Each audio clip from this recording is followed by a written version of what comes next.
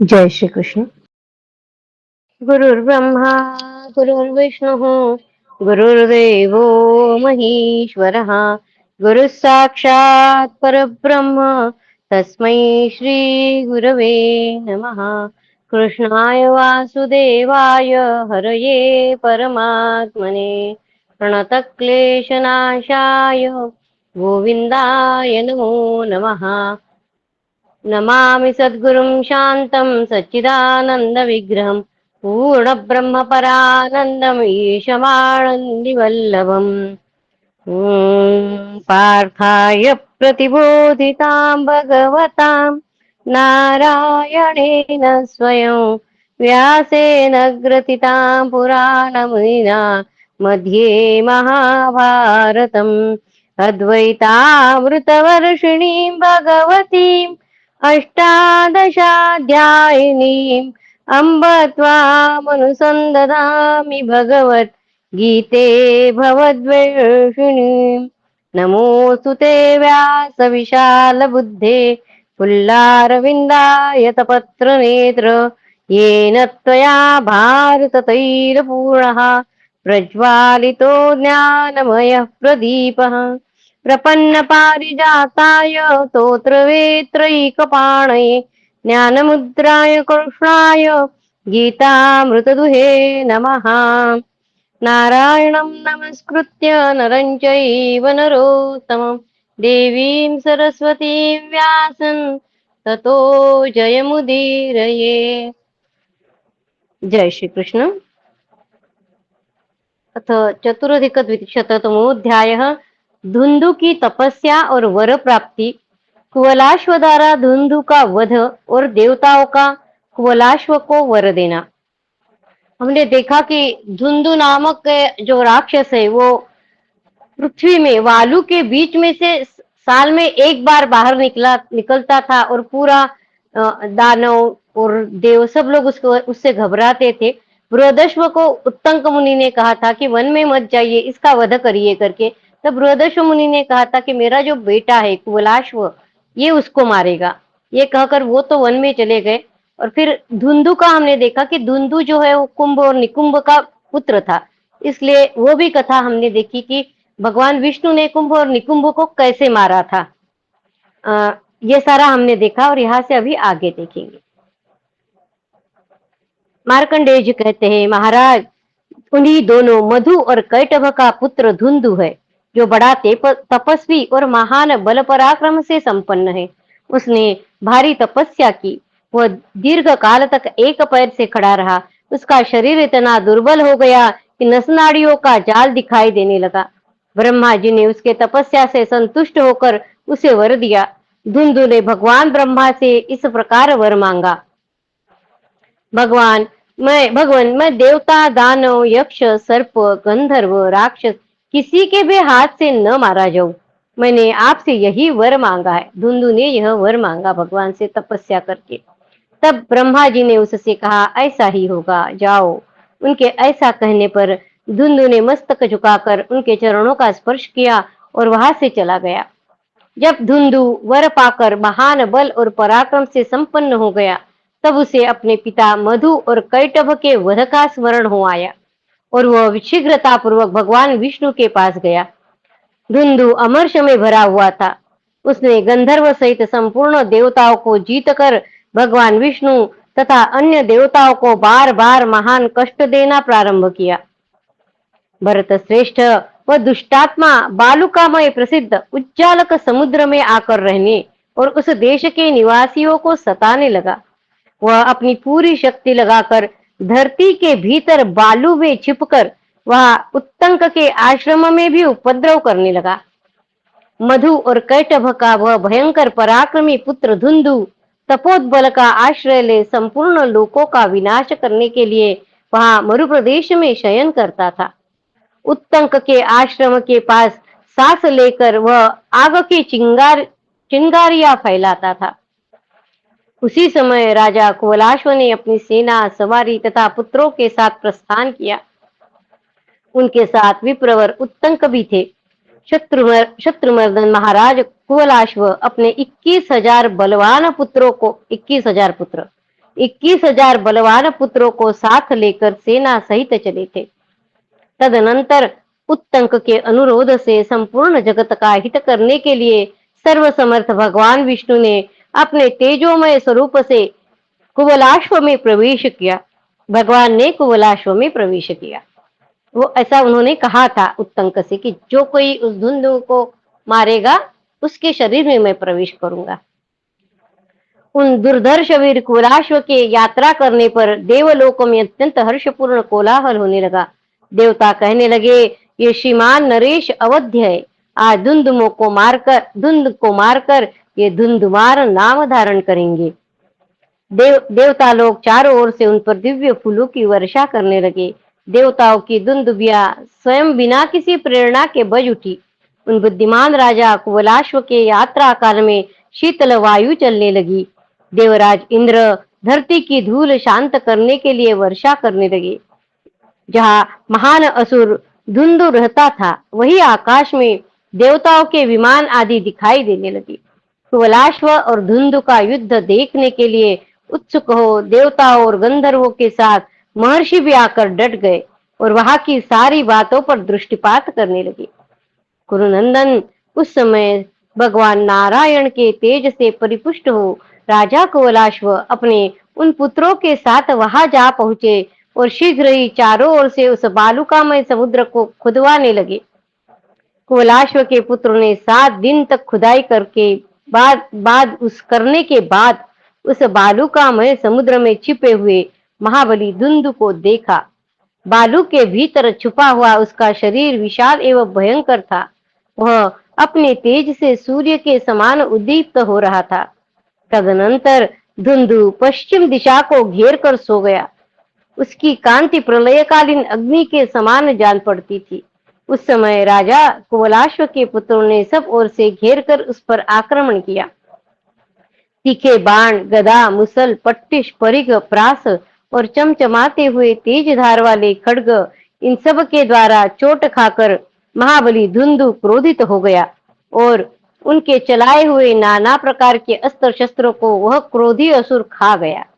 तत्पश्चात उसने अपने मुंह से प्रलयकालीन अग्नि के समान आग की चिंगारियां उगलना आरंभ किया और उन समस्त राजकुमारों को अपने तेज से जलाकर भस्म कर दिया। कुवलाश्व के पुत्रों को धुंधु ने भस्म कर दिया। जैसे पूर्व काल में भगवान कपिल ने कुपित होकर राजा सगर के सभी पुत्रों को क्षण भर में दग्ध कर दिया था, उसी प्रकार क्रोध में भरे हुए धुंधु ने मानो वह संपूर्ण लोकों को नष्ट कर देना चाहता हो अपने मुख से आग प्रकट करके कुवलाश्व के पुत्रों को जला दिया। यह एक अद्भुत सी घटना घटित हुई।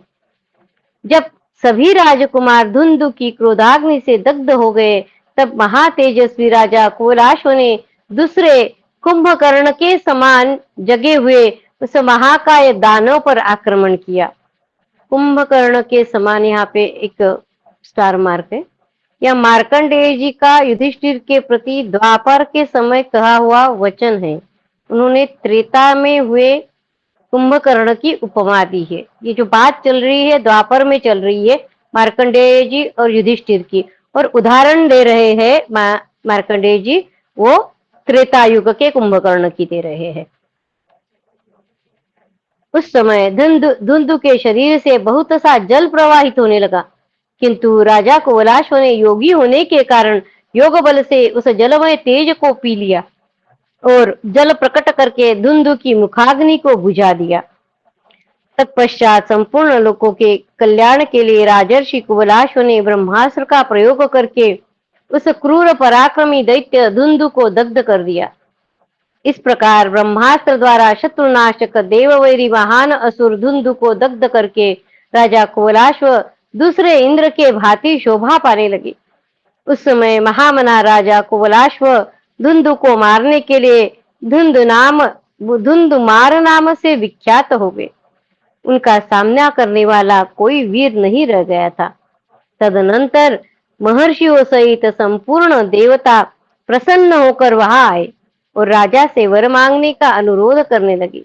राजन, उनकी बात सुनकर कुवलाश्व अत्यंत प्रसन्न हुए और हाथ जोड़ मस्तक झुकाकर इस प्रकार बोले, देवताओं, मैं श्रेष्ठ ब्राह्मणों का धन दान करूं, शत्रुओं के लिए दुर्जय बना रहूं, भगवान विष्णु के साथ सख्य भाव से मेरा प्रेम हो और किसी भी प्राणी के प्रति मेरे मन में द्रोह न रह जाए। धर्म में मेरा सदा अनुराग हो और अंत में मेरा स्वर्ग लोक में नित्य निवास हो। यह सुनकर देवताओं ने बड़ी प्रसन्नता के साथ राजा कुवलाश्व से कहा, महाराज ऐसा ही होगा। तदनंतर ऋषियों, गंधर्वों और बुद्धिमान महर्षि उत्तंक ने भी नाना प्रकार के आशीर्वाद देते हुए राजा से वार्तालाप किया। युधिष्ठिर, उसके बाद देवता और महर्षि अपने अपने स्थान को चले गए। उस युद्ध में राजा कुवलाश्व के 3 ही पुत्र शेष रह गए थे। उनके नाम थे, 21,000 पुत्र बताए थे, उसमें से 3 केवल शेष रह गए। उनके नाम थे दृढ़ाश्व, कपिलाश्व, चंद्राश्व। उन्हीं से अमित तेजस्वी इक्ष्वाकु वंशी महामना नरेशों की वंश परंपरा चालू हुई। इस प्रकार मधुकैटव कुमार महादैत्य धुंधु कुवलाश्व के हाथ से मारा गया। राजा कुवलाश्व की धुंधुमार नाम से प्रसिद्धि हुई। तभी से वे नरेश अपने नाम के अनुसार वीरता और आदि गुणों के युक्त हो भूमंडल में विख्यात हो गए। तुमने मुझसे जो कुछ पूछा था वह सारा धुंधुमारोपाख्यान मैंने तुमसे कह सुनाया। जिनके पराक्रम से इस उपाख्यान की प्रसिद्धि हुई है, उन नरेश का भी परिचय दे दिया। जो मनुष्य भगवान विष्णु के कीर्तन रूप इस पवित्र उपाख्यान को सुनता है, वह धर्मात्मा और पुत्रवान होता है। जो पूर्वापार इस कथा को सुनता है धुंधुमार की, वह दीर्घायु तथा ऐश्वर्यशाली होता है। उसे रोग आदि का कुछ भी भय नहीं होता है। उसकी सारी चिंताएं दूर हो जाती है। इति श्री महाभारते वनपर्वणि मार्कंडेय समस्या पर्वणि धुंधुमारोपाख्याने 4,200तमोऽध्यायः। कृष्णाय वासुदेवाय हरये परमात्मने प्रणतक्लेशनाशाय गोविन्दाय नमो नमः। ओम नमो भगवते वासुदेवाय। ओम नमो भगवते वासुदेवाय। अथ 5,200तमोऽध्यायः। पतिव्रता स्त्री और तथा पिता माता की सेवा का महात्म्य। पतिव्रता स्त्री और माता पिता के सेवा का महात्म्य। वैशंपायन जी कहते हैं, भरत श्रेष्ठ जन्मेजय, तदनंतर राजा युधिष्ठिर ने महातेजस्वी मार्कंडेय मुनि से धर्म विषयक प्रश्न किया, जो समझने में अत्यंत कठिन था। वे बोले, भगवान, मैं आपके मुख से पतिव्रता स्त्रियों के सूक्ष्म धर्म सम्मत एवं उत्तम महात्मा का यथार्थ वर्णन सुनना चाहता हूँ।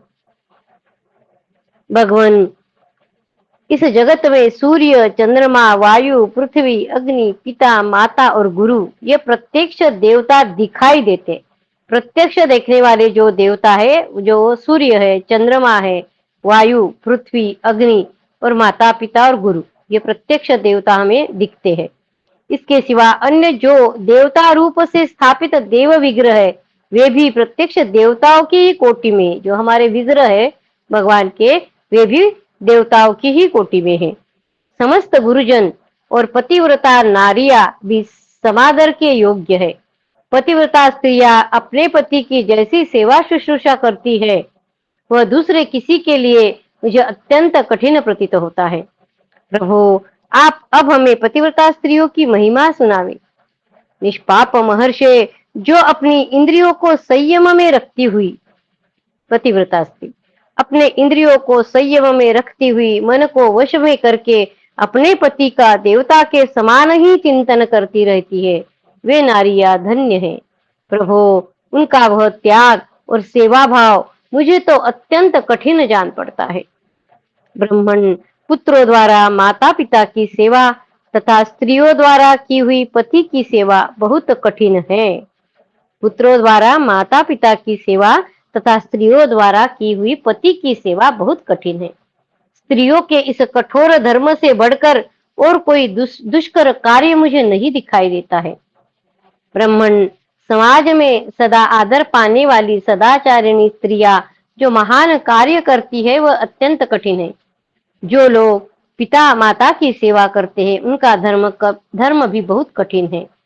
पतिव्रता तथा सत्यवादिनी स्त्रियां अत्यंत कठोर धर्म का पालन करती है। स्त्रियां अपने उदर में 10 महीने तक जो गर्भ धारण करती है और यथा समय उसको जन्म देती है, इससे अद्भुत कार्य और कौन होगा। भगवान अपने को भारी प्राण संकट में डालकर और अतुल वेदना को सहकर नारियां बड़े कष्ट से संतान उत्पन्न करती है।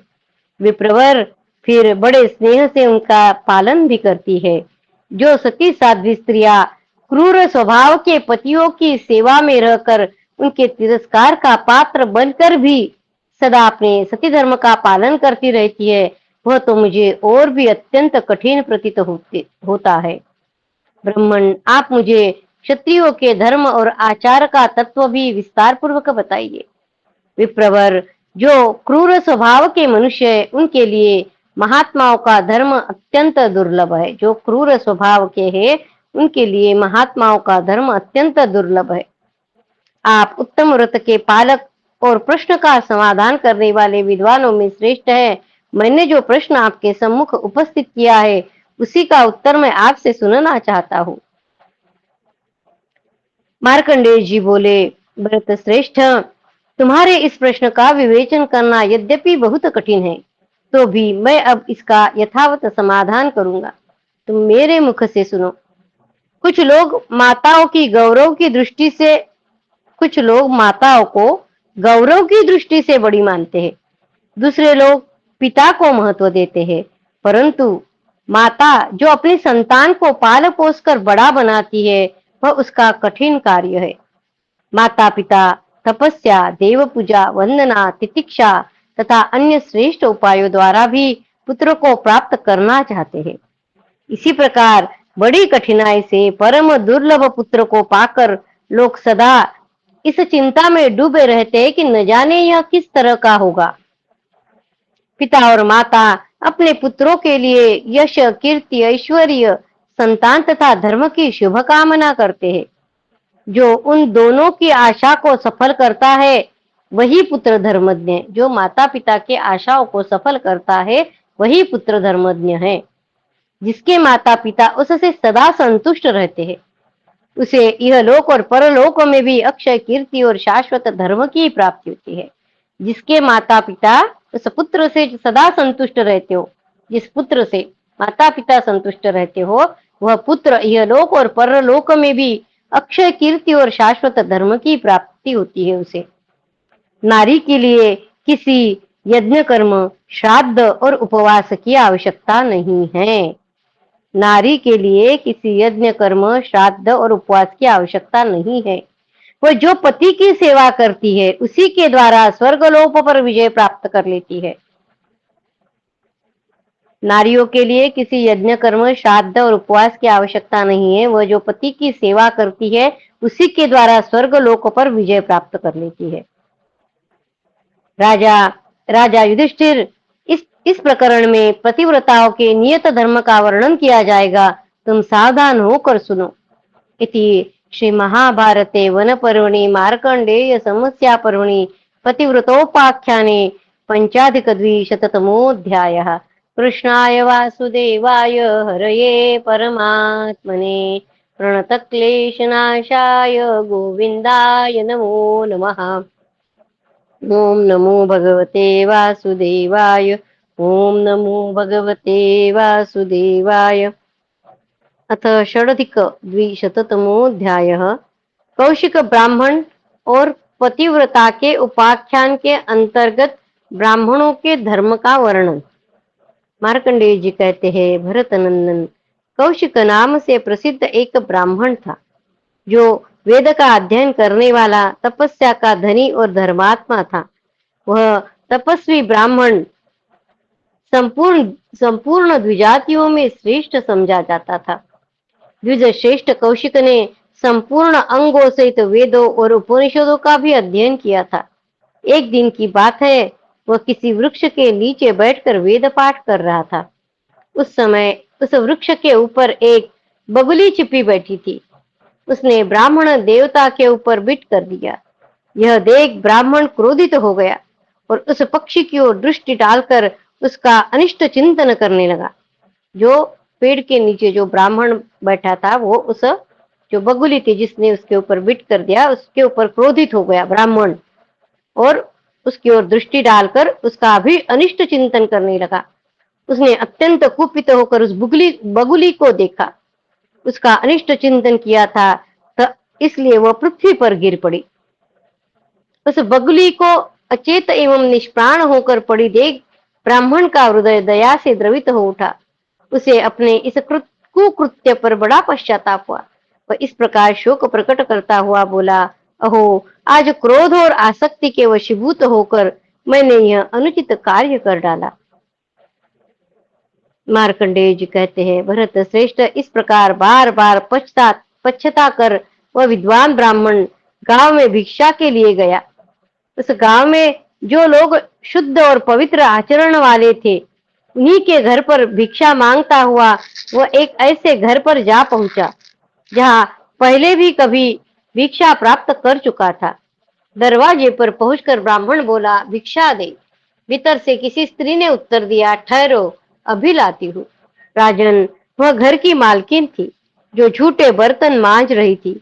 जो ही वह बर्तन साफ करके उधर से निवृत्त हुई, तो ही उसे उसके पतिदेव सहसा घर पर आ गए। भरत श्रेष्ठ, वे भूख से अत्यंत पीड़ित थे। उसके पति को आया देख उस श्याम नेत्रों वाली पतिव्रता ने ब्राह्मण को तो उसी दशा में छोड़ दिया और अत्यंत विनीत भाव से वह अपने पति के सेवा में लग गई। वो जो ब्राह्मण आया है, जो भिक्षा मांग रहा है, उसको उसने छोड़ दिया और उसके जो पति बाहर से आए हैं, उनके उनकी सेवा में वो लग गई। पानी लाकर उसने पति के पैर धोए, हाथ मुंह धुलाए और बैठने को आसन दिया। फिर सुंदर स्वादिष्ट भक्ष्य भोज पदार्थ परोसकर वह पति का भोजन कराने लगी। वह सती स्त्री प्रतिदिन पति को भोजन कराकर उनके उच्छिष्ट को प्रसाद मानकर बड़े आदर और प्रेम से भोजन करती थी। वह पति को देवता मानती और उनके विचार के अनुकूल ही चलती थी। उसका मन कभी भी परपुरुष की ओर नहीं जाता था। वह मन और वाणी और क्रिया से पतिपरायणा थी। अपने हृदय की समस्त भावनाएं, संपूर्ण प्रेम पति के चरणों में चढ़ाकर वह अनन्य भाव से उन्हीं की सेवा में लगी रहती थी। सदाचार का पालन करती, बाहर भीतर से शुद्ध पवित्र रहती, घर के कामकाज को कुशलता पूर्वक करती और कुटुंब के सभी लोगों का हित चाहती थी। पति के लिए जो हितकर कार्य जान पड़ता, उसमें ही वह सदा संलग्न रहती थी। देवताओं की पूजा, अतिथियों के सत्कार, भृत्यों के भरण पोषण, सास ससुर की सेवा भी वह सर्वदा तत्पर रहती थी। अपने मन और इंद्रियों पर वह निरंतर संपूर्ण संयम रखती थी। पति की सेवा करते करते उस मंगलमयी दृष्टि वाली देवी को भिक्षा के लिए खड़े हुए ब्राह्मण की याद आई। अपने भूल के कारण वह यशस्विनी साध्वी स्त्री बहुत लज्जित हुई और ब्राह्मण के लिए भिक्षा लेकर घर से बाहर निकली। उसे देखकर ब्राह्मण ने कहा, सुंदरी, तुम्हारा यह कैसा बर्ताव है? तुम्हें इतना विलंब करना था तो ठहरो कहकर मुझे रोक क्यों लिया? मुझे जाने को क्यों नहीं कह दिया? मार्कंडेय जी कहते हैं, राजन, ब्राह्मण क्रोध से संतप्त हो अपने तेज से जलता सा प्रतीत होता था। उसे देखकर पतिव्रता देवी ने बड़ी शांति से उत्तर दिया। स्त्री बोली, विद्वान क्षमा करे, मेरे लिए सबसे बड़े देवता मेरे पति है। वे भूखे और थके हुए घर पे आए थे, उन्हें छोड़कर कैसे आती? उन्हीं की सेवा में लग गई। तब ब्राह्मण बोला, क्या ब्राह्मण बड़े नहीं हैं? तुमने पति को ही सबसे बड़ा बना रखा दिया। गृहस्थ में रहकर भी तुम ब्राह्मणों का अपमान करती हो। अरे, स्वर्गलोक के स्वामी इंद्र भी इन ब्राह्मणों के आगे सिर झुकाते हैं, फिर भूतल के मनुष्यों की तो बात ही क्या है। घमंड में भरी हुई स्त्री, क्या तुम ब्राह्मणों का प्रभाव नहीं जानती? कभी बड़े बूढ़ों के मुख से भी नहीं सुना? अरे, ब्राह्मण अग्नि के समान तेजस्वी होते हैं। वे चाहे तो इस पृथ्वी को भी जलाकर भस्म कर सकते हैं। खुद ही खुद की तारीफ कर रहे हैं। स्त्री बोली, तपोधन, क्रोध न करो, मैं बगुली नहीं हूं। जो तुम्हारी इस क्रोध भरी दृष्टि से जल जाऊंगी। वो स्त्री कह रही है कि क्रोध न करो, मैं बगुली नहीं हूं जो तुम्हारे इस क्रोध भरी दृष्टि से जल जाऊंगी। तुम इस तरह कुपित होकर मेरा क्या करोगे? मैं ब्राह्मणों का अपमान नहीं करती। मनुष्य ब्राह्मण तो देवताओं के समान होते हैं। निष्पाप ब्राह्मण, तुम मेरे इस अपराध को क्षमा करो। मैं बुद्धिमान ब्राह्मण के तेज और महत्व को जानती हूँ। ब्राह्मण के ही क्रोध का फल है कि समुद्र का पानी खारा एवं पीने के अयोग्य बना दिया गया है। ब्राह्मणों के ही क्रोध का फल यह है कि समुद्र का पानी खारा एवं पीने के अयोग्य बना दिया गया है। इस प्रकार जिनकी तपस्या बहुत बड़ी चढ़ी हो और जिनका अंतकरण परम पवित्र हो चुका था, ऐसे मुनियों ने भी जो क्रोध की आग प्रज्वलित की थी, वह आज भी दंडकारण्य में बूझ नहीं पा रही है। ब्राह्मणों का तिरस्कार करने से ही क्रूर स्वभाव वाला महान असुर, अत्यंत दुरात्मा वातापी अगस्त्य मुनि के पेट में जाकर पच गया है। महात्मा ब्राह्मणों के प्रभाव प्रभाव को बताने वाले बहुत से चरित्र सुने जाते हैं। उन महात्माओं का क्रोध और कृपा दोनों ही महान होते हैं। मेरे द्वारा जो तुम्हारा अपराध बन गया है, उसे क्षमा करो। विप्रवर, मुझे तो पति की सेवा से जो धर्म प्राप्त होता है, वही अधिक पसंद है। संपूर्ण देवताओं में भी पति ही मेरे सबसे बड़े देवता है। मैं साधारण रूप से ही पति सेवा रूप धर्म का पालन करती हूँ। ब्राह्मण देवता, इस पति सेवा का जैसा फल है, उसे प्रत्यक्ष देख लो। तुमने क्रोध करके जो एक बगुली को जला दिया था, वह बात मुझे मालूम हो गई। पति सेवा करने से जो फल मिलता है वह देखो, और ये कह के वो बता रही है, उस बगुली को तुमने जला दिया, वह बात मुझे मालूम हो गई। मनुष्य को मनुष्य का एक बहुत बड़ा शत्रु है, वो उनके शरीर में ही रहता है, और उसका नाम है क्रोध। जो क्रोध और मोह को त्याग देता है, उसी को देवतागण ब्राह्मण मानते हैं। जो क्रोध और मोह को त्याग देता है, उसी को देवतागण ब्राह्मण मानते हैं। जो यहाँ सत्य बोले, गुरु को संतुष्ट रखे, किसी के द्वारा मार खा कर भी बदले में उसे न मारे, उसको देवता लोग ब्राह्मण मानते हैं। जो सत्य बोले, गुरु को संतुष्ट रखे, किसी के द्वारा मार खाकर भी बदले में उसे न मारे, उसको देवता लोग ब्राह्मण कहते हैं। जो जितेंद्रिय, धर्मपरायण, स्वाध्याय तत्पर और पवित्र है तथा काम और क्रोध जिसके वश में है, उसे देवता लोग ब्राह्मण मानते हैं। जिस धर्मज्ञ एवं मनस्वी पुरुष का संपूर्ण जगत के प्रति आत्म भाव है तथा सभी धर्मों पर जिसका अनुराग है, उसे देवता लोग ब्राह्मण मानते हैं। जो पढ़े और पढ़ाए, यज्ञ करे और कराए तथा यथाशक्ति दान दे, उसे देवता लोग ब्राह्मण कहते हैं। जो द्विज श्रेष्ठ ब्रह्मचर्य का पालन करे, उदार बने, वेदों का अध्ययन करे और सतत सावधान रहकर स्वाध्याय में लगा रहे, उसे देवता लोग ब्राह्मण मानते हैं। ब्राह्मण के लिए जो हितकर कर्म हो, वो उसी का उनके सामने वर्णन करना चाहिए। एक मिनट। ब्राह्मण के लिए जो हितकर कर्म हो, उसी का उनके सामने वर्णन करना चाहिए। सत्य बोलने वाले लोगों का मन कभी असत्य में नहीं लगता है।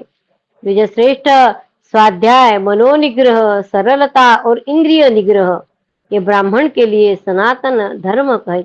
एक साधारण ब्राह्मण की पत्नी ये उस ब्राह्मण को बता रही है कि उसको ब्राह्मण कहते हैं, ऐसे करके जिनके घर में वो भिक्षा मांगने गया है, ऐसी वो स्त्री है जो ये सारी ज्ञान की बातें उनसे कह रही है।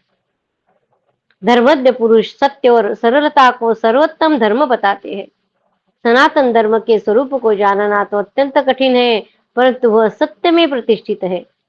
जो वेदों के द्वारा प्रमाणित हो, वही धर्म है। जो वेदों के द्वारा प्रमाणित हो, वही धर्म है। यह वृद्ध पुरुषों का उपदेश है। विजय श्रेष्ठ, बहुधा धर्म का स्वरूप सूक्ष्म ही देखा जाता है। तुम भी धर्मज्ञ, स्वाध्याय परायण और पवित्र हो। भगवान, तो भी मेरा विचार यह है कि तुम्हें धर्म का यथार्थ ज्ञान नहीं है। यदि तुम परम धर्म क्या है यह नहीं जानते हो तो मिथिलापुरी में धर्मव्याध के पास जाकर पूछो। ब्राह्मण को कह रही कि तुम्हें धर्म का यथार्थ ज्ञान नहीं है तो मिथिलापुरी में धर्मव्याध के पास जाकर पूछो। मिथिला में एक व्याध रहता है जो माता पिता का सेवक, सत्यवादी और जितेंद्रिय है। वह तुम्हें धर्म का उपदेश करेगा।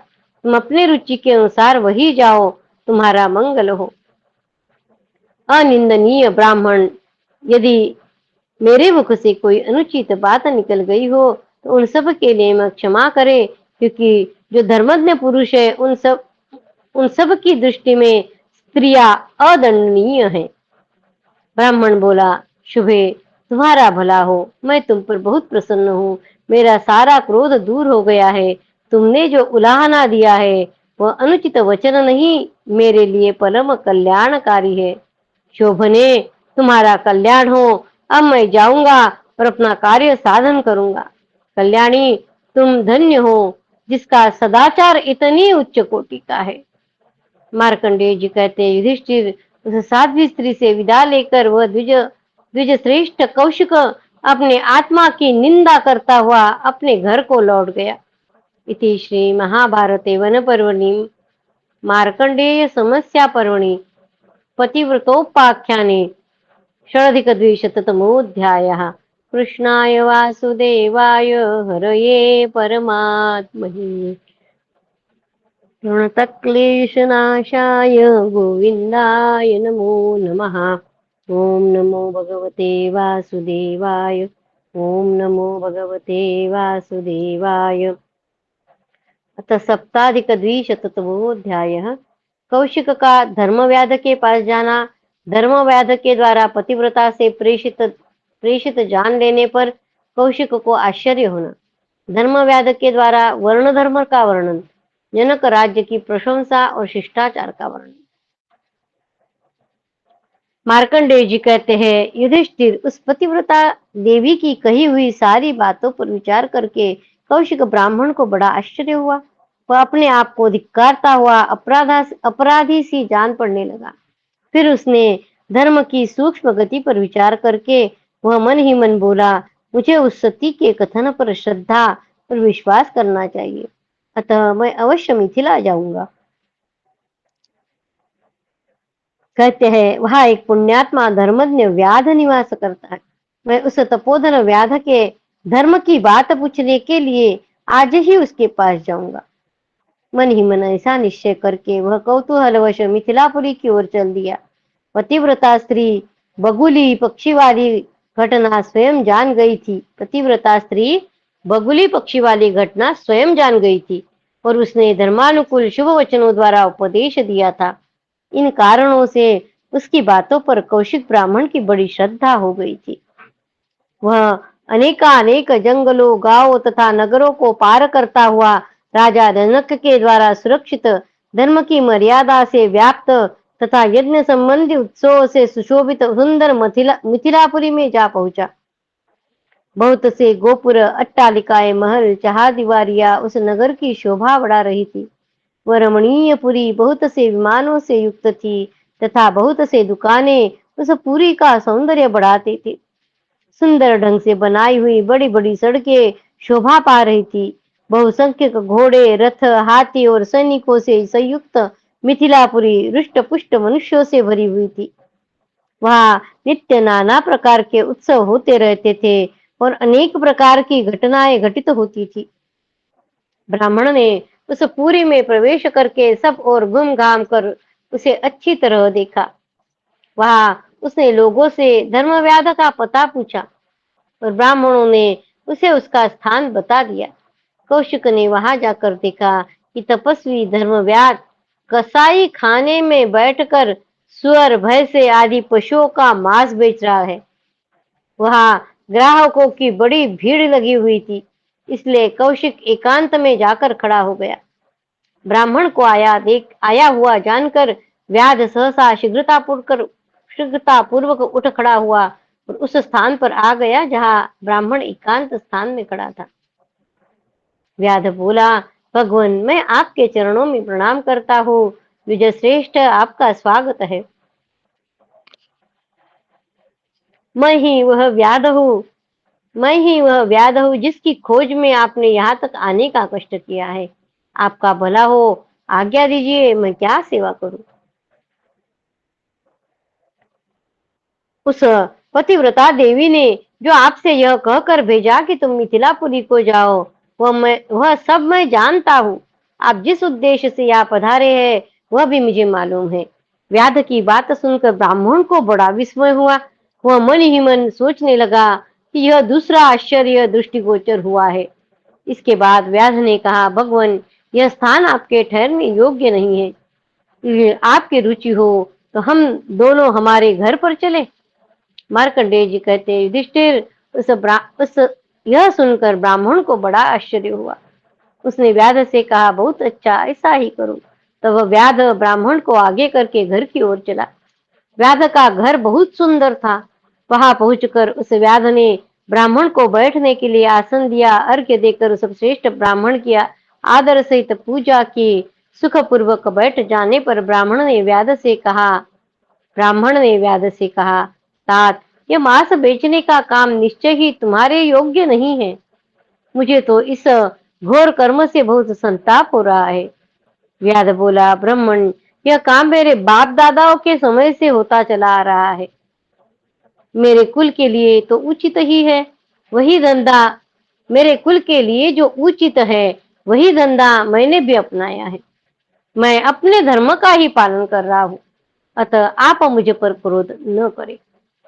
विधाता ने इस कुल में मुझे देकर मेरे लिए जो कार्य प्रस्तुत किया है उसका पालन करता हुआ मैं अपने बूढ़े माता पिता की बड़े यत्न से सेवा करता रहता हूँ।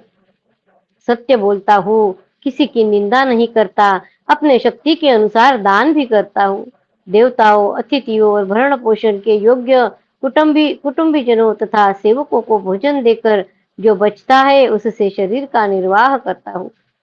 किसी के दोषों की चर्चा नहीं करता, अपने से वरिष्ठ पुरुष की निंदा नहीं करता, क्योंकि पहले के किए हुए शुभाशुभ कर्मों का परिणाम स्वयं कर्ता को ही भोगना पड़ता है। क्योंकि पहले किए हुए शुभाशुभ कर्मों का परिणाम स्वयं कर्ता को ही भोगना पड़ता है। कृषि, गोरक्षा, वाणिज्य, दंड नीति और त्रयी विद्या, रुक युज साम के अनुसार यज्ञादिक का अनुष्ठान करना और कराना ये लोगों के जीविका के साधन है। इनसे ही लौकिक और पारलौकिक उन्नति संभव होती है।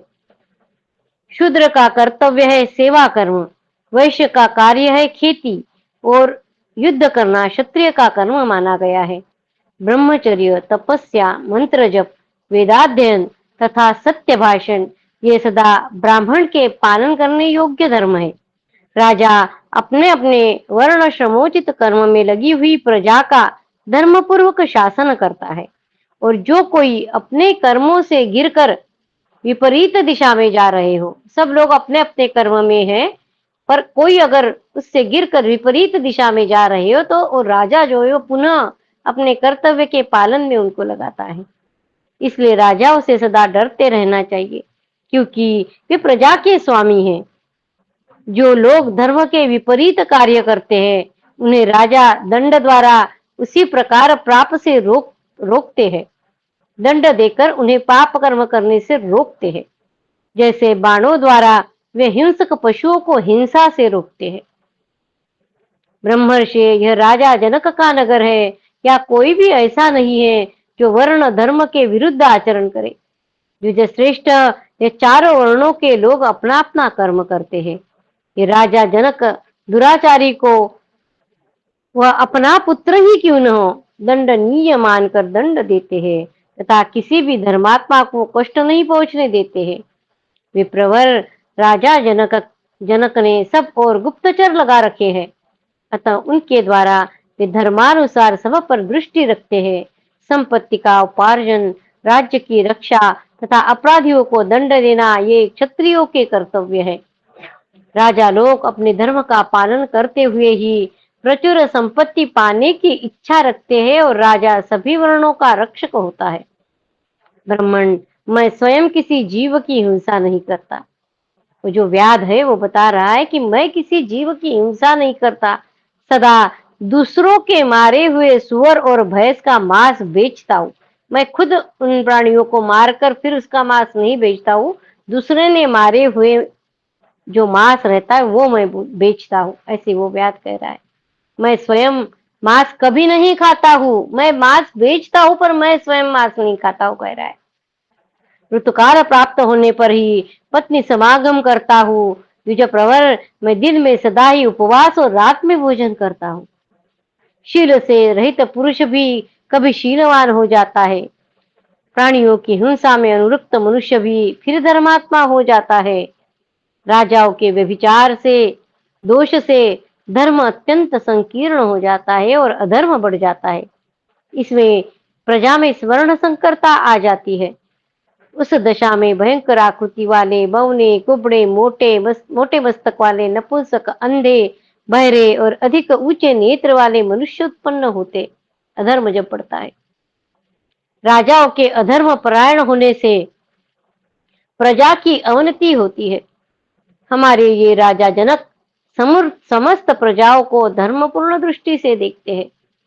नरश्रेष्ठ राजा जनक सदा स्वधर्म में तत्पर रहने वाली संपूर्ण प्रजा पर अनुग्रह रखते हैं। सारी प्रजा स्वधर्म में तत्पर है और अब उसका पिता की भांति सदा पालन करते प्रजा का। जो लोग मेरी प्रशंसा करते हैं और जो निंदा करते हैं, उन सबको अपने सद्व्यवहार से संतुष्ट रखता हूँ। जो मेरी प्रशंसा करते हैं उन्हें भी अपने सद्व्यवहार से संतुष्ट रखता हूँ, जो द्वेष करते हैं उन्हें भी। जो राजा अपने धर्म का पालन करते हुए जीवन निर्वाह करते हैं, धर्म में ही संयुक्त रहते हैं और किसी दूसरे की कोई वस्तु अपने उपयोग में नहीं लाते तथा सदा अपनी इंद्रियों पर संयम रखते हैं, वे ही उन्नतशील होते हैं।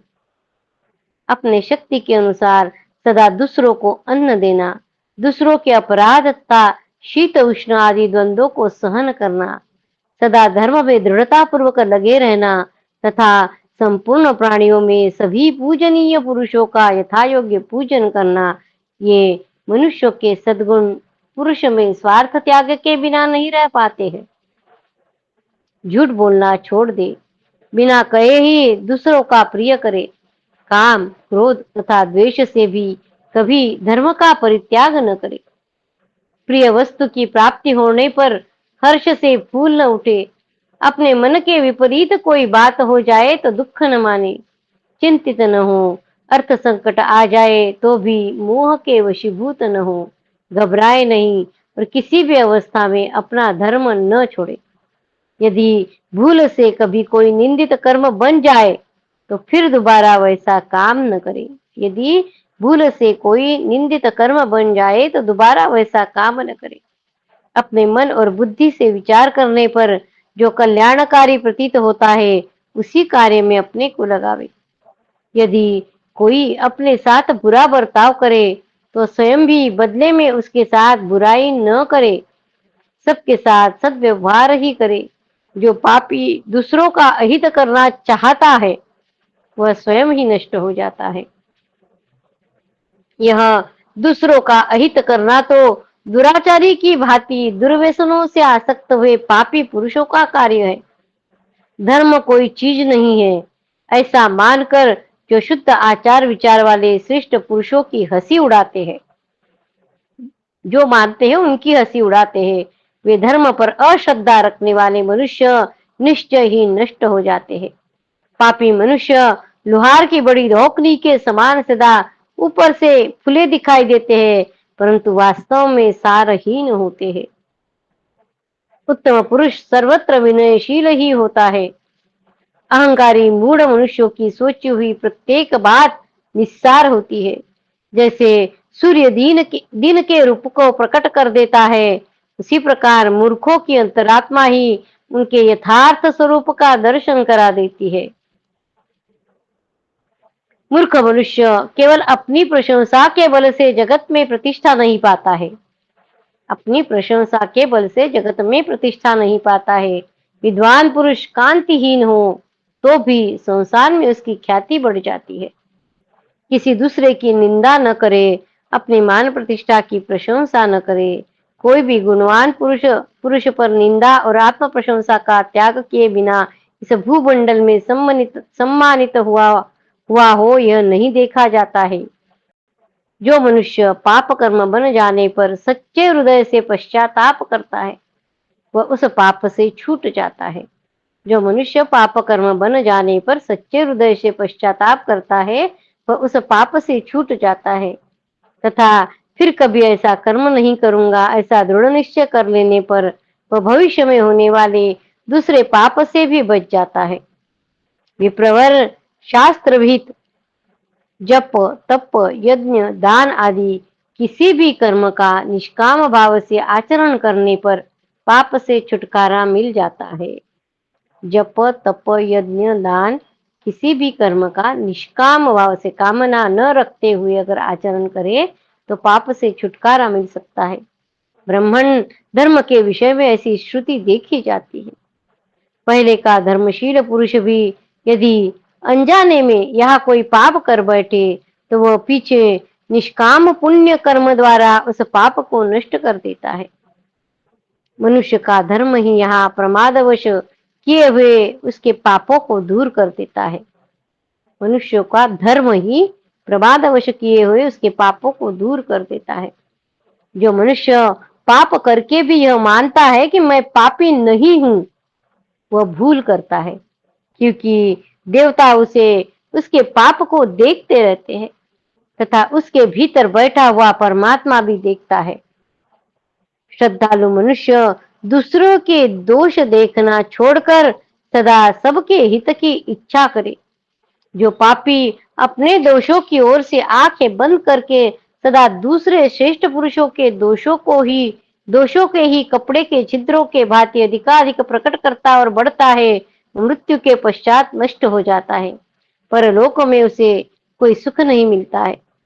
यदि मनुष्य पाप करके भी कल्याणकारी कर्म में लग जाता है, यदि मनुष्य पाप करके भी कल्याणकारी कर्म में लग जाता है तो वह महावेग से मुक्त हुए चंद्रमा की भांति सब पापों से मुक्त हो जाता है। पाप करके भी कल्याणकारी अगर कर्म में लग जाए तो पाप से मुक्त हो जाता है। जैसे सूर्य उदय होने पर पहले के अंधकार को नष्ट कर देते हैं, उसी प्रकार कल्याणकारी शुभ कर्म का निष्काम भाव से अनुष्ठान करने वाला पुरुष सब पापों से छुटकारा पा जाता है।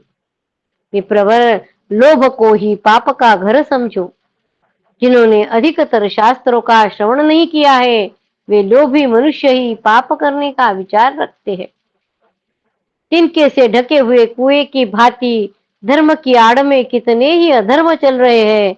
धर्मात्मा के वेश में रहने वाले अधार्मिक मनुष्यों में इंद्रिय संयम, पवित्रता और धर्म संबंधी चर्चा आदि सभी गुण तो होते हैं, परंतु उनमें शिष्टाचार यानी श्रेष्ठ पुरुषों का सा आचार व्यवहार अत्यंत दुर्लभ है। मार्कंडेय जी कहते हैं, युधिष्ठिर तदनंतर परम बुद्धिमान कौशिक ने धर्म व्याध से पूछा, नर श्रेष्ठ, मुझे शिष्टाचार का ज्ञान कैसे हो? महात्माओं में श्रेष्ठ महामते व्याध, तुम्हारा भला हो, मैं ये सब बातें तुमसे सुनना चाहता हूँ, अतः यथार्थ रूप से इसका वर्णन करो। व्याध ने कहा, द्विज श्रेष्ठ, यज्ञ, दान, तपस्या और वेदों का स्वाध्याय और सत्य भाषण, ये 5 पवित्र वस्तुएं शिष्ट पुरुषों के आचार व्यवहार में सदा देखी गई है। यज्ञ, दान, तपस्या, वेदों का स्वाध्याय और सत्य भाषण। जो काम, क्रोध, लोभ, दंभ और कुटिलता को वश में करके केवल धर्म को ही अपनाकर संतुष्ट रहते हैं, वे शिष्ट कहलाते हैं और उन्हीं का शिष्ट पुरुष आदर करते हैं। वे निरंतर यज्ञ और स्वाध्याय में लगे रहते हैं, उनमें स्वेच्छाचार नहीं होता है। सदाचार का पालन शिष्ट पुरुषों का दूसरा लक्षण है। ब्राह्मण शिष्टाचारी पुरुषों में गुरु की सेवा, सत्य भाषण, क्रोध का अभाव तथा दान, ये 4 सद्गुण सदा रहते हैं। गुरु की सेवा, सत्य भाषण, क्रोध का अभाव और दान। मनुष्य शिष्ट पुरुषों के उपयुक्त आचरण में मन को सब प्रकार से स्थापित करके इस उत्तम स्थिति को प्राप्त करता है, उसकी उपलब्धि और किसी प्रकार से नहीं हो सकती है। वेद का सार है सत्य, सत्य का सार है इंद्रिय संयम, और इंद्रिय संयम का सार है त्याग। यह त्याग शिष्ट पुरुषों के आचार में सदा विद्यमान रहता है। जो मनुष्य बुद्धि मोह से युक्त होकर धर्म में दोष देखते हैं, वह स्वयं तो कुमार्गगामी होते हैं। उनके पीछे चलने वाला मनुष्य भी कष्ट पाता है। जो शिष्ट है वे सदा नियमित जीवन व्यतीत करते हैं, वेदों के स्वाध्याय में तत्पर और त्यागी होते हैं, धर्म के मार्ग पर ही चलते हैं और सत्य धर्म को ही अपना परम आश्रय मानते हैं। शिष्टाचार परायण मनुष्य अपने उत्तम बुद्धि को भी संयम में रखते हैं, गुरु के सिद्धांत के अनुसार चलते हैं और मर्यादा में स्थित होकर धर्म और अर्थ पर दृष्टि रखते हैं। इसलिए तुम नास्तिक, धर्म की मर्यादा भंग करने वाले, क्रूर तथा पापपूर्ण विचार रखने वाले पुरुषों का साथ छोड़ दो और ज्ञान का आश्रय लेकर धर्मात्मा पुरुषों की सेवा में रहो। व्याध उस कौशिक ब्राह्मण को कह रहा है, यह शरीर एक नदी है, 5 इंद्रिया इसमें जल है और काम और लोभ रूपी मगर इसके भीतर पड़े हैं। जन्म और मृत्यु के दुर्गम प्रदेश में यह नदी बह रही है। तुम धैर्य की नाव पर बैठो और उसके दुर्गम स्थानों यानी जन्म और क्लेशों को पार कर जाओ। जैसे कोई भी रंग सफेद कपड़े पर ही अच्छी तरह खिलता है, उसी प्रकार शिष्टाचार का पालन करने वाले पुरुषों में ही क्रमशः संचित किया हुआ बुद्धि योगमय महान धर्म भलीभांति प्रकाशित होता है। अहिंसा और सत्य भाषण ये समस्त प्राणियों के लिए अत्यंत हितकारक है। अहिंसा और सत्य भाषण। अहिंसा सबसे महान धर्म है, परंतु वह सत्य में ही प्रतिष्ठित है। सत्य के ही आधार पर श्रेष्ठ पुरुषों के सभी कार्य आरंभ होते हैं। अतः शिष्ट पुरुषों के आचार सत्य ही सबसे अधिक गौरव की वस्तु है। सदाचार ही श्रेष्ठ पुरुषों का धर्म है। सदाचार से ही संतों की पहचान होती है। जिस जीव की जैसी प्रकृति होती है, वह अपने प्रकृति का ही अनुसरण करता है। अपने मन को वश में रखने वाला पापात्मा पुरुष ही काम क्रोध आदि दोषों को प्राप्त होता है। मन को वश में न रखने वाला पापात्मा पुरुष ही काम और क्रोध आदि दोषों को प्राप्त होता है। जो आरंभ न्याय युक्त हो वही धर्म कहा गया है। इसके विपरीत जो अनाचार है वह अधर्म है, ऐसा शिष्ट पुरुषों का कथन है। जिनमें क्रोध का अभाव है, जो दूसरों के दोष नहीं देखते, जिनमें अहंकार और ईर्ष्या का भाव है, जो सरल तथा मनोनिग्रह से संपन्न है, वे शिष्टाचारी कहते हैं। शिष्टाचारी कौन है? जिनमें क्रोध का अभाव है, क्रोध नहीं है, जो दूसरे में दोष नहीं देखते, जिनमें अहंकार नहीं है, जिनमें ईर्ष्या नहीं है, जो सरल और मनोनिग्रह से संपन्न है, वे शिष्टाचारी कहलाते हैं। जो तीनों वेदों के विद्वानों में श्रेष्ठ है, पवित्र, सदाचारी, मनस्वी, गुरु सेवक और जितेंद्रिय है, वे शिष्टाचारी कहे जाते हैं। जो सत्वगुण संपन्न है, जिनके आचार और कर्म पापियों के लिए कठिन है तथा जो संसार में सत्कर्मों के द्वारा सत्कृत है, उनके हिंसा आदि दोष स्वतः नष्ट हो जाते हैं। जिसका श्रेष्ठ पुरुषों ने पालन किया है, जो अनादि सनातन और नित्य है, उस धर्म को धर्म दृष्टि से ही देखने वाले मनीषी पुरुष स्वर्ग लोकों में जाते हैं। जो आस्तिक कौन स्वर्गलोक में जाता है? जो आस्तिक अहंकार शून्य ब्राह्मणों का समादार करने वाले विद्वान और सदाचार से संपन्न है, वे श्रेष्ठ पुरुष स्वर्ग में निवास करते हैं। आस्तिक अहंकार शून्य ब्राह्मणों का समादर करने वाले विद्वान और सदाचार से संपन्न, वे श्रेष्ठ पुरुष स्वर्ग में निवास करते हैं। जिसका वेदों में वर्णन है वह धर्म का पहला लक्षण है। धर्मशास्त्र में जिसका प्रतिपादन किया है वह धर्म का दूसरा लक्षण है शिष्टाचार। धर्म का तीसरा लक्षण है। जिसका वेदों में वर्णन है वह धर्म का पहला लक्षण है। जिसका वेदों में बताया है वह धर्म का पहला लक्षण है। धर्मशास्त्र में जिसका प्रतिपादन किया गया है वह धर्म का दूसरा लक्षण है और शिष्टाचार धर्म का तीसरा लक्षण है। इस प्रकार शिष्ट पुरुषों ने धर्म के 3 लक्षण स्वीकार किए हैं।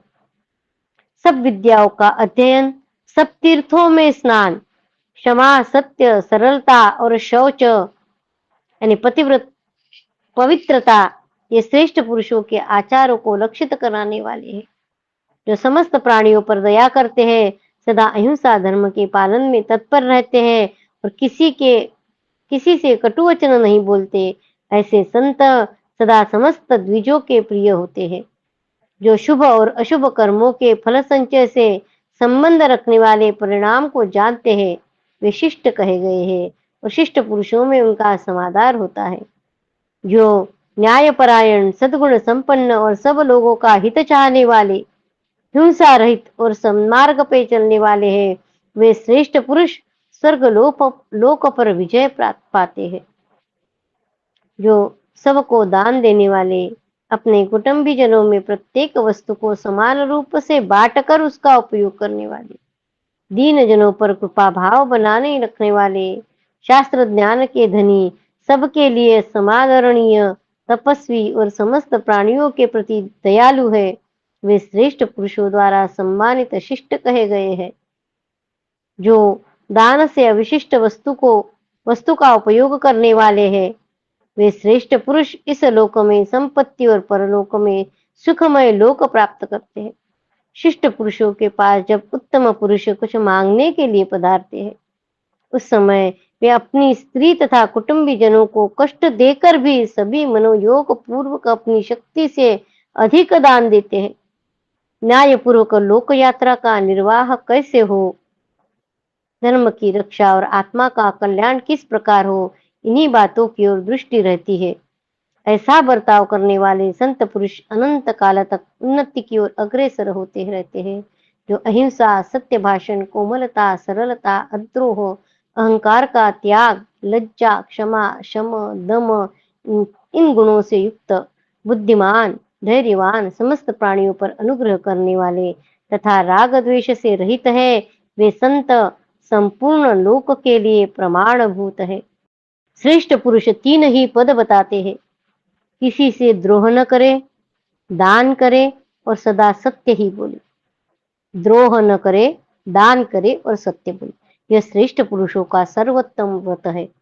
जो सर्वत्र दया करते हैं, जिनके हृदय में करुणा की अनुभूति होती है, वे श्रेष्ठ पुरुष इस लोक में अत्यंत संतुष्ट रहकर धर्म के उत्तम पथ पर चलते हैं। जिन्होंने धर्म को अपनाए रखने का दृढ़ निश्चय कर लिया है, धर्म को अपनाए रखने का दृढ़ निश्चय कर लिया है, वे ही महात्मा सदाचारी है। दोष दृष्टि का अभाव, क्षमा, शांति, संतोष, प्रिय भाषण और काम क्रोध का त्याग, शिष्टाचार का सेवन, शास्त्र के अनुकूल कर्म करना, यह श्रेष्ठ पुरुषों का अति उत्तम मार्ग है। जो धर्मात्मा पुरुष सदा शिष्टाचार का सेवन करते हैं और पराज्ञ रूपी प्रासाद पर आरूढ़ हो भांति भांति के लोक चरित्रों का निरीक्षण तथा अत्यंत पुण्य एवं पाप कर्मों की समीक्षा करते हैं, वे महान भय से मुक्त हो जाते हैं। ब्राह्मण, इस प्रकार शिष्टाचार के गुणों के संबंध में मैंने जैसा जाना और सुना है वह सब आपसे कह सुनाया है। इति श्री महाभारते वन पर्वणि मार्कंडेय समस्या पर्वणि ब्राह्मण व्याध संवादे सप्ताधिकद्विशततमोऽध्यायः। कृष्णाय वासुदेवाय हरये परमात्मने प्रणतक्लेशनाशाय गोविन्दाय नमो नमः। ओम नमो भगवते वासुदेवाय। ओम नमो भगवते वासुदेवाय। भव भवे यथा भक्तिः पादयोस्तव जायते तथा कुरुष्व देवेश नाथस्त्वं नो यतः प्रभो। नाम संकीर्तनं यस्य सर्वपापप्रणाशनं प्रणामो दुःखशमनस्तं नमामि हरिं परं। तं नमामि हरिं परं। त्वदीयं वस्तु गोविन्द तुभ्यमेव समर्पये। तेन त्वदङ्घ्रिकमले रतिं मे यच्छ शाश्वतीम्। ॐ पूर्णमिदं पूर्णात् पूर्णमुदच्यते पूर्णस्य पूर्णमादाय पूर्णमेवावशिष्यते। ॐ शान्ति शान्ति शान्तिः। हरि ओम तत्सत्। श्रीकृष्णार्पणमस्तु। श्रीगुरुभ्यो नमः। ज्ञानेश्वर माँ। जय श्री कृष्ण। जय श्री कृष्ण। धन्यवाद। जय श्री कृष्ण। जय श्री जय श्री कृष्ण। धन्यवाद। जय श्री कृष्ण। जय श्री कृष्ण। जय श्री कृष्ण।